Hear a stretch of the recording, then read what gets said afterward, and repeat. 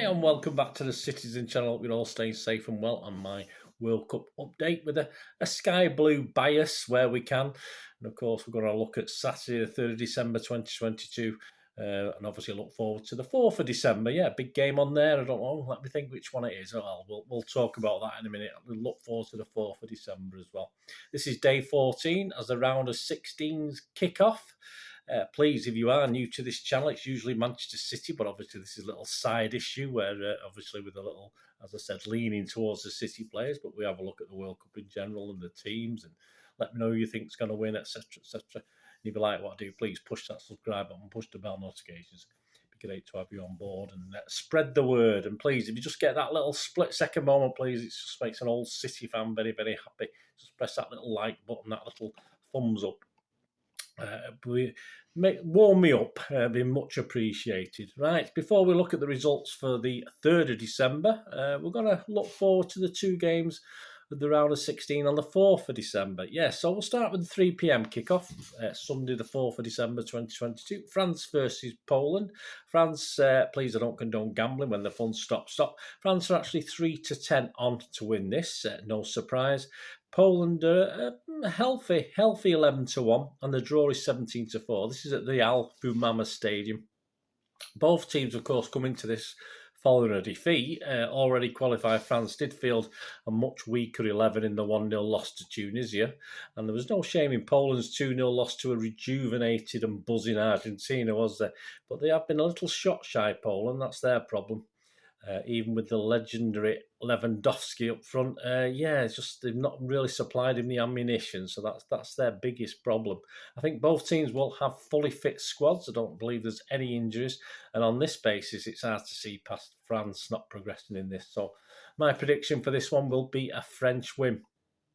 On to the second one, a little bit more interesting, certainly for English fans. At 7 p.m. on Sunday, 4th of December, Senegal, of course, versus England. And the prices, yes, Senegal are a healthy 13-2 against to win this.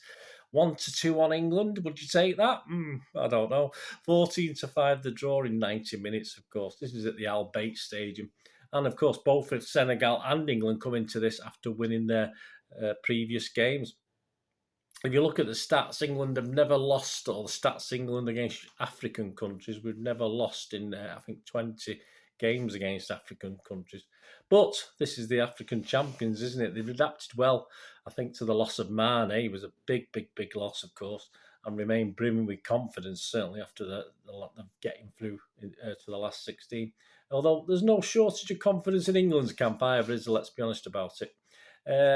Bad news for Senegal is Idrissa Gueye, is it? How to pronounce it? Is suspended for this one after a booking, and will be a big miss for them. That's one big problem for them. Southgate, on the other hand, is gonna. What's he gonna do? Do we know? Is Foden gonna play? He's gonna be dumped back on the bench again. We don't know. He's gonna have to make. He could make unforced changes to a winning team. He'll remain loyal, for instance. Will he remain loyal, instance, to Sterling? And a dilemma which includes, like, is he going to prefer Trippier over Walker? Let's hope not. Some people are saying don't play Walker, keep him for the presumed French game, and Mbappe. I mean, you can only take one game at a time. You can't start thinking ahead like that. That's ridiculous. Will Mount come in, and will Foden end up and be sacrificed again? Will this give him a restless, sleepless night? I hope so. I hope he does, but I'm sure he won't bother. He's got his way of doing things. And he'll get, obviously, either way, he'll get plenty. Certainly, if he doesn't play Foden again, he will start to get plenty of stick from the fans and the press. Certainly, if things don't work out. If we win, it doesn't really matter that much, does it? But we'll see. He's got a few problems, but nice problems to have. He's got a wealth of talent there. It's whether he makes use of it. That's the problem. I think England's attacking intent is going to be the key to this, and as long as Mr. Southgate, if we do attack, doesn't become all of a sudden negative when we go ahead or whatever, if we do go ahead. It's all got to be based on that, and I think our attacking intent will be too much for Senegal, who will themselves try and hit us on the break and stuff like that. So, I'll be very disappointed, and I mean, my heart and head both saying England win for this. if Senegal spring a surprise, it's probably only because of the tactics from Southgate, but it's an easy thing to say now, isn't it? Let's see what happens tomorrow. Right, on to our 2 round of 16 matches played on the 3rd of December 2022. We started, of course, with the Netherlands versus the USA. The 3 p.m. kickoff. Netherlands were 10-11 on to win this. That's a sort of that's worth a little flutter, wasn't it? USA were 10-3 against, and the draw in 90 minutes was 23-10. This was at the Khalifa Stadium, and Aki started, of course, with our City interest in this one. 2 minutes, a great chance for Pulisic, or Pulisic, whichever way you pronounce it. A good save with the keeper's left boot. It almost made it 1-0 straight away. And 10 minutes, despite USA dominating, you got to put the old ball in the onion bag, haven't you?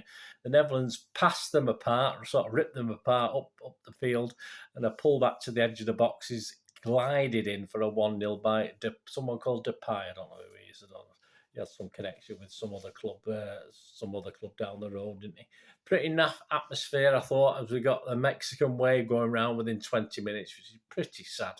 I think the atmosphere got a little bit better as the game went on, but it wasn't great. The Dutch clinicality made the USA wary, and their sort of pace and wariness dropped. They weren't as keen to get us forward because they thought they might get picked off, which probably would have happened. So it did study them. As it got near half time, though, the USA went for it a little bit more again. 43 minutes. A comfortable save from the keeper on 43 minutes from Weah, of course. Tenuous City links with that one, and I'll have another one in a minute with tenuous City links. Brings out another comfortable save from the keeper on the stroke of half time. Yeah, the US have a mountain to climb because they don't keep it tight. Let's keep it tight last 5 minutes, guys. Going 1-0 down, but hey, it's the basics of football. They didn't do it, did they? And from another pullback, Blin this time scores something else to do with them lot across the road, isn't it? There's a lot of ex-players and current players I think doing okay in this World Cup for them. I don't like to say it, but it's true. And he played Blin places the ball home and made it 2-0 at half-time to Holland because there was literally about 10 seconds to go when they got that second goal. Another tenuous City link, of course, with Reina coming on for the USA. Both teams had chances. I wouldn't say it was end-to-end, but both teams did have early chances in the second half. On 71 minutes, a superb double save helps keep the USA in it as the Dutch looked to finish them off. And then, yes, they got back in it. Yeah, 76 minutes, USA are back in it with what looked like a very lucky goal. I thought it was a superb goal when I first saw it, and then he literally just hit the guy's heel. He might have stuck his heel out, but there's no way he knew the ball would actually loop in the direction of the goal, which is what it did. It looped into the net. The Dutch defender couldn't clear it at the far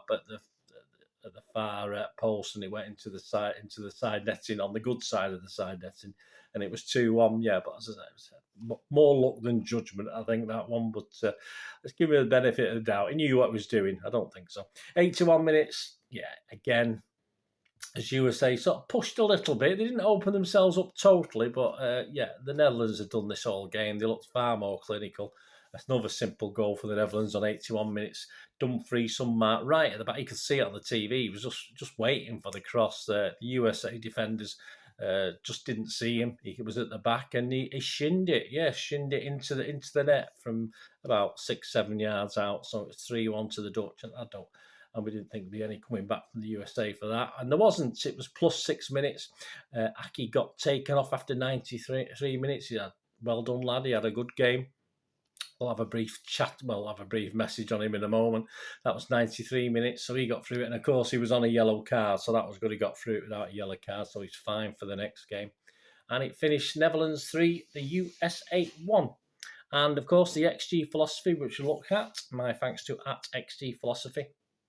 Netherlands 1.85, so they superseded, and USA 1.89. So yes, they're a little bit down, but to say that was the sort of game it was. A deserved win for the Dutch, I think, overall. But full credit to the USA. They never hid in this competition. They got a great draw against us. We still haven't beat them in the World Cup, and they gave this game a real go as well. And I think all credit to them. Of course, we'll see them in 2026 because they're helping host it, so they don't have to qualify, so they will be there. And I think they'll be a much better team in 2026, another 4 years down the line, or 3.5 years if it's the summer of 26, which it should be, shouldn't it? So yeah, good luck and well done to America. As far as the Netherlands are concerned, they did a job. They're a bit more, they did look quite sharp up front, but they were far more organised. They did ride the luck on occasions. Say the USA really went at them, but they're through to the quarterfinals, and they've done a good job, and they look steady. They look steady. I'm not steady without being wonderfully Dutch, if you know what I mean. It's elements of total football, but only very briefly. And as far as Aki is concerned, he's had an excellent 4 games. I think in a very well organised Dutch defence, he's done very, very well. Played more on his left hand side, which he's quite comfortable with. He's quite comfortable with that playing for us. So yeah, another solid performance by Aki today. As I said, it's a well organised Dutch defence. So on to them. They go now on to, as the USA go home, obviously the Dutch go forward to Friday the 9th of December, 7 p.m. at the Lusail Stadium. And they will have to wait to see, and we'll have that match report in a second, who they'll play, either Australia or Argentina. Right, well, what we'll do now is it's not a spoiler alert. You've probably watched it anyway. This is just a report on it. Let's have a look at that 7 p.m. game between Australia and Argentina. So we had Australia with a 16-1 against to win this one against Argentina, the 1-5 on, and the draw was 6-1 at the Ahmad bin Ali Stadium. So yes, could Australia do it? Well, probably not if you're watching this, but Alvarez gets another start. Yeah, well deserved. I think he had a cracking game last time and scored a goal, of course, which always helps. And MENDY, yeah, I've been quite impressed with him as well. MENDY, still, I just feel as though he was at City about 20 years ago. It just feels like it's been going on forever, but still doing the business. Yeah, a steady start with Argentina probing, but we have to wait. It wasn't the most exciting first half on chances created. I think the XG was like something 0.08 or something stupid like that, and 0.07 for Australia. But there was a goal, of course. We had to wait till 30 minutes, and it's that man Messi again, of course. He starts it with a free kick that the Aussies sort of don't clear properly. It ends up back with him. And then, yeah, Otamendi gets an assist. He didn't know much about it, but he sort of bounced off him like a wall, and Messi just side-footed it home through a sea of legs and past the keeper, and it was 1-0, and that was really about it in the first half. I think Australia were happy to stay in it, well organised, and Argentina didn't seem to be any rush. Lacked a little bit of creativity. Perhaps they missed Di Maria a little bit.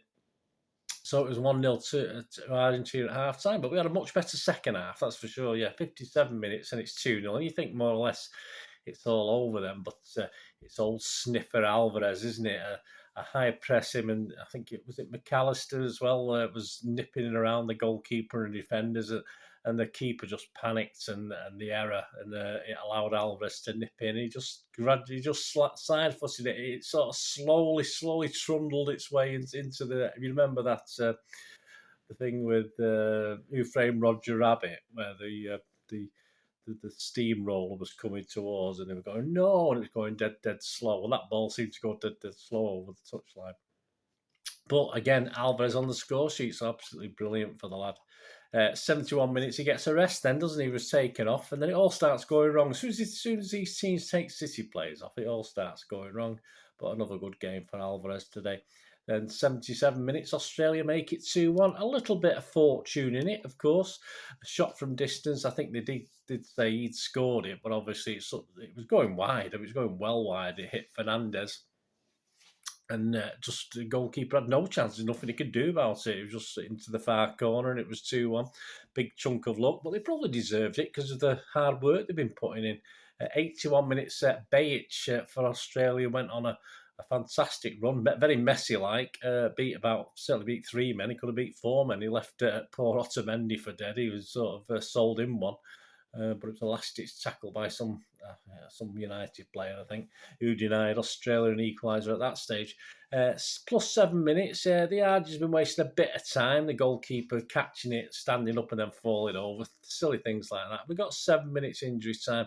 In all fairness, Argentina probably could have had 3 or 4. And then the last kick of the game, a fantastic block by Martin. I'll have to give him credit. Denied Australia last gasp equaliser. Unbelievable stuff.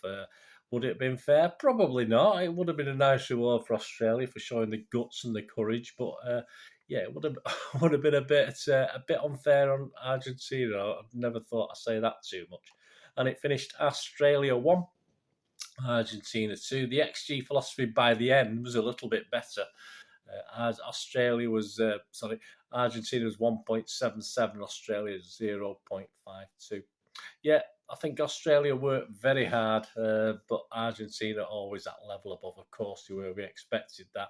But the Aussies kept working away. And likewise, apart from that sort of, even in the first half, where they seemed to where they did miss Di Maria, I think, they just kept going. They knew chances would come, and perhaps they knew they had to take them when they did, and they made the most of them. And there's everything was through Messi, of course. Although there's some good players on Argentina's team. Obviously, Messi gets all the plaudits, but they got some cracking players. They've got some tough players. They've got some skillful players as well, and a lot of good pressing, especially by Alvarez, who leads from the front as far as pressing is concerned.